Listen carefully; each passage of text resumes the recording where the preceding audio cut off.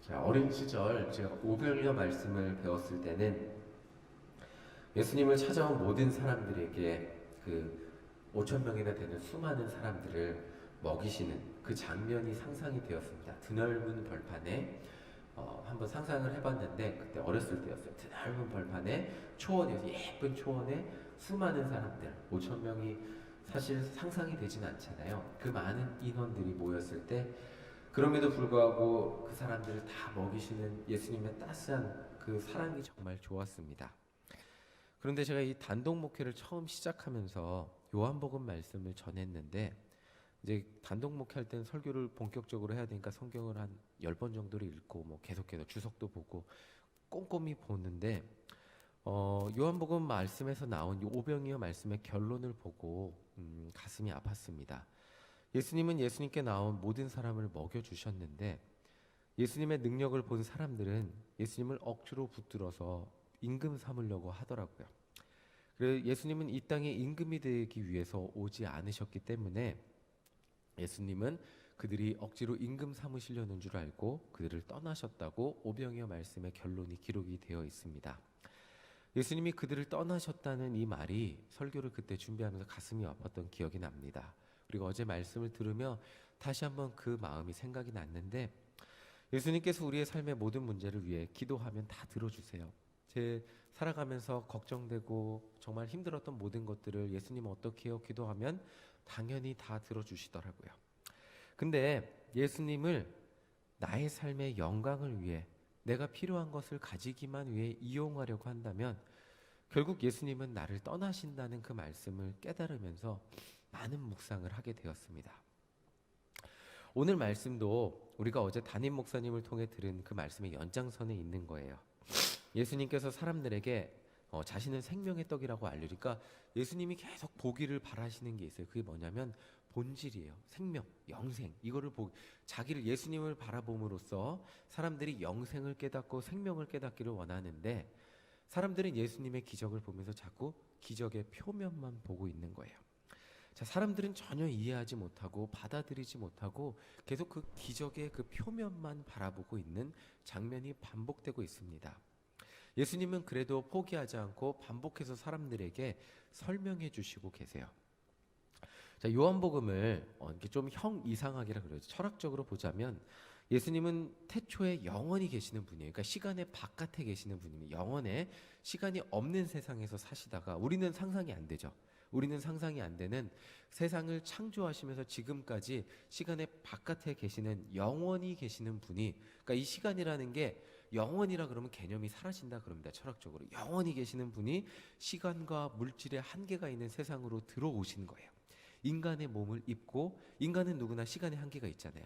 저도 아기 때 그 생각이 계속 나요. 제가 아기 때 엄마와 함께 손잡고 옛날에는 그랬어요. 옛날에는 엄마와 함께 은평구 불광동에서 제가 엄마 쉬어 마려 그러면 길에서 진짜 쉬어 싸게 했던 그런 기억이 나는데 그 아기 때 기억이 나는데 지금 벌써 어느새 제가 그만한 아이를 키우고 있고 어느새 나도 우리 부모님처럼 아버지가 벌써 70을 바라보고 있다는 걸 보면서 우리 여기 계신 분들보다는 젊겠지만 그러면서 시간이 이렇게 빨리 흐르는구나. 내가 진짜 아버지가 커다라 보였을 때는 그때 아버지의 나이는 제 나이였구나 라는 생각을 하게 되면서 시간이 흐르는 것에 대한 이 생각을 많이 하게 됩니다. 예수님은 이렇게 유한한 시간 가운데 오신 거예요. 애초에 인간은 이 시간의 한계, 물질의 한계 속에서 살기에 이 법칙을 넘어서는 능력이 나타나면 그것을 기적이라고 해요.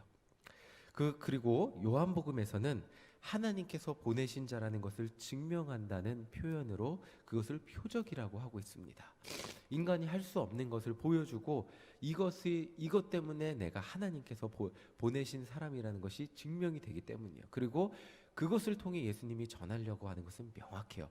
영원, 영생, 생명입니다. 그것이 본질인 거예요. 예수님은 이 표적을 보여주십니다. 사람들은 표적을 보며 예수님을 따르지만 예수님은 표적을 통해 설명해 주고 싶은 것이 있으신 것입니다. 그것이 바로 예수님이 오신 영원의 세상, 영적인 세상입니다. 그곳이 어떤 곳이고 어떻게 해야 그곳에 들어갈 수 있는지 예수님은 설명해 주고 계십니다. 예수님은 반복해서 인간이 이해할 수 있는 언어로 최대한 설명을 하세요. 니고데모에게는 너는 다시 태어나야 된다 이렇게 설명을 하세요. 그리고 사마리아 여인에게는 내가 생명의 물이다. 너 아무리 물을 먹어도 목말랐지 내가 주는 물을 마시면 목마르지 아니할 것이다 라고 설명을 하세요. 그리고 오늘 본문에는 자신이 생명의 떡이라고 설명을 해주고 계세요. 결국에는 이 말이 다 같은 말입니다. 말씀으로 이 세상을 창조하시고 이 땅에 육신의 몸을 입고 오셔서 인간을 위해서 죽으신 예수님으로만, 예수님을 통해서만 영원한 세상으로 가는 열쇠가 있다고 설명을 해주시는 거예요. 근데 인간은 한 번도 가보지 못했고 경험도 못했기 때문에 예수님이 아무리 풀어서 설명해줘도 이해할까요? 이해하지 못할까요? 이해를 못한다는 겁니다. 그죠? 예수님이 나타낸 기적을 자기가 살고 있는 세상에 어떻게 이용하면 내가 좀 더 나은 삶을 살 수 있을까 그 생각하기에 바빴다는 거죠. 가장 안타까운 점은 자신들이 이해가 되지 않는 말을 들으면 이해만 못하는 것이 아니고 오해했다는 데 있습니다. 우리 41절, 42절 함께 읽어보겠습니다. 자, 41절, 42절 우리 한 목소리로 함께 읽어보겠습니다. 시작. 자기가 하늘에서 내려온 떡이라 하심으로 유대인들이 예수에 대하여 수군거려 이르되 이는 요셉의 아들 예수가 아니냐. 그 부모를 우리가 아는데 자기가 지금 어찌하여 하늘에서 내려왔다 하느냐. 사람들은 예수님이 스스로 자신이 생명의 떡이라고 하니까 수군거리기 시작해요. 이해가 안 되니까. 그리고 사람들에게 예수님은 그들에게 생명을 주는 구원자로 받아들여지지 않습니다. 영생의 세계로 인도하는 영생의 세계를 보여주는 구원자가 아니고 그저 같은 레벨, 같은 인간, 목수 요셉의 아들이었습니다. 그러자 예수님은 이렇게 대답을 하세요. 47절, 48절 우리 함께 읽어보겠습니다. 함께 읽겠습니다. 시작. 진실로 진실로 너희에게 이르노니 믿는 자는 영생을 가졌나니 내가 곧 생명의 떡이니라. 예수님이 오신 영생의 세상을 이제 영생의 세상을 어떻게 가는지 보여주고 싶은 거예요. 예수님은. 그게 예수님이 오신 목적이니까. 자, 예수님을 믿을 때만 가능하다는 거예요. 생명의 떡인 나를 먹어야, 나를 인정해야, 나를 받아들여야, 나를 믿어야 영생의 세상에 갈 수 있다고 설명을 해주시는 거예요. 자, 계속해서 50절, 51절 함께 읽어보겠습니다. 시작. 이는 하늘에서 내려오는 떡이니 사람으로 하여금 먹고 죽지 아니하게 하는 것이니라. 나는 하늘에서 내려온 살아있는 떡이니 사람이 이 떡을 먹으면 영생하리라. 내가 줄 떡은 곧 세상의 생명을 위한 내 살이니라 하시니라. 예수님의 관심사는 계속해서 말씀드리지만 영생을 알려주는 거예요. 저 천국, 저 영원한 삶. 지금 우리가 이 땅에서 아둥바둥 살잖아요. 그렇죠? 어떻게 오늘 하루 무엇을 입을까, 무엇을 먹을까, 아둥바둥 그것이 세상의 전부이냐? 그것이 세상에서 막 아귀다툼하면서 조금이라도 남보다 나은 자리, 높은 자리 올라가려고 다른 사람들 짓밟고 싸우고 막 상처받고 그런 세상에서 살고 있는 이 사람들을 보면서 안타까워하시며 이 세상에서 그렇게 아둥바둥 살 필요 없다. 영원의 삶이 있다고 보여주고 싶으신 거예요. 그것이 예수님의 목적인데, 자, 사람들은 자신들의 죄 때문에 그 아둥바둥 살면서 그 죽음으로 다 같이 뭉쳐서 그 죽음으로 다가가고 뛰어가고 있는 그 사람들의 삶을 바라보면서 예수님은 계속해서 영생을 알려주고 계신 거예요. 영원의 세상을 알려주시고 그곳에 갈 수 있는 방법을 반복해서 알려주시는데 사람들은 역시나 자신들이 알고 있는 만큼으로만 이해하려고 하고 이해가 안 되니까 오해합니다. 52절 함께 읽어보겠습니다. 함께 읽겠습니다. 시작. 그러므로 유대인들이 서로 다투어 이르되 이 사람이 어찌 능히 자기 살을 우리에게 주어 먹게 하겠느냐. 자기가 알고 있는 만큼만 이해하는 거예요. 니고데모는 어떻게 이해했죠? 사람이 어떻게 거듭납니까? 다시 태어납니까? 오해하잖아요. 자, 여기도 오해예요. 예수님의 살을 어떻게 먹습니까? 말이 안 되죠, 상식적으로는. 그리고 예수님은, 근데 우리는 알고 있어요. 자신이 생명을 위한 떡이고 자신의 살을 먹어야 한다고 하니까 오해합니다. 예수님을 마치 살을 먹어야 되는 것처럼. 자, 더 오해하기 쉽게 말씀하십니다. 53절, 54절 읽어보겠습니다. 시작. 예수께서 이르시되 내가 진실로 진실로 너희에게 이르노니 인자의 살을 먹지 아니하고 인자의 피를 마시지 아니하면 너희 속에 생명이 없느니라. 내 살을 먹고 내 피를 마시는 자는 영생을 가졌고 마지막 날에 내가 그를 다시 살리리니. 자, 이번에는 피까지 마시라고 하는 거예요. 이 문자 그대로 사람들은 전혀 이해를 하지 못합니다. 살과 피로 살을 먹고 피를 마시는 걸로 오해할 수 있었을 것입니다. 그래서 예수님은 이 설명을 하시면서 이렇게 말씀을 하셔요. 설명을 하기 전에 이렇게 말씀하십니다.